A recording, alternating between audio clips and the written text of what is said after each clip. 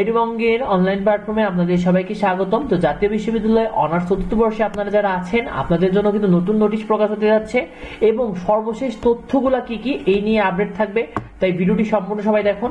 প্রথম যে বিষয়টি হলো আপনাদের 4 বছরের জিপিএ কে যোগ করে 4 দ্বারা ভাগ করলে যা পাবেন সেটা কিন্তু সিজিপিএ, অর্থাৎ প্রথম বর্ষ থেকে চতুর্থ বর্ষ পর্যন্ত যে 4টা জিপিএ পেয়েছেন এটাকে 4 যোগ করে যার দ্বারা ভাগ করলে আপনার সিজিপিটি পেয়ে যাবেন।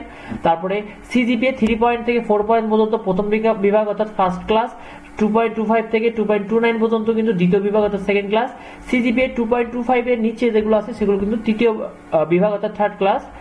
আগামী সপ্তাহে আপনাদের কিন্তু অফিসিয়ালি সিজিপিএ প্রকাশ করা হবে। আর কোনো বিষয়ে যদি ফেল থাকে সেক্ষেত্রে কিন্তু আপনাদের সিজিপিএ নট ফুলফিলড কথাটা লেখা থাকবে।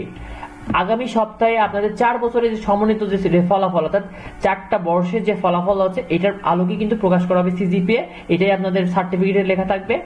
তারপরে আপনাদের যে এফ, আপনাদের যদি কোনো বিষয়ে এফ থাকে অর্থাৎ এফ ব্যতীত সিডি থাকলে কিন্তু ইমপ্রুভমেন্ট দেওয়া যাবে না।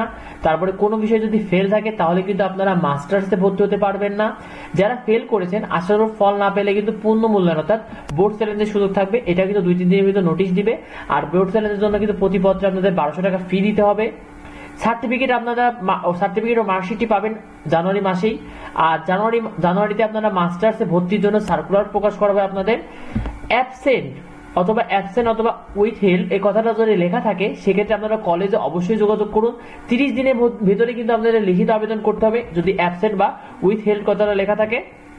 সিজিপিএ রেজাল্ট প্রকাশের পর যদি আপনাদের আর্জেন্ট বা সাময়িক যদি সনদপত্র লাগে সেক্ষেত্রে কলেজের প্রিন্সিপালের স্বাক্ষর নিয়ে অনলাইনে আবেদন করেও কিন্তু এনইউ অফিস থেকে আপনারা সনদগুলো সংগ্রহ করতে পারবেন।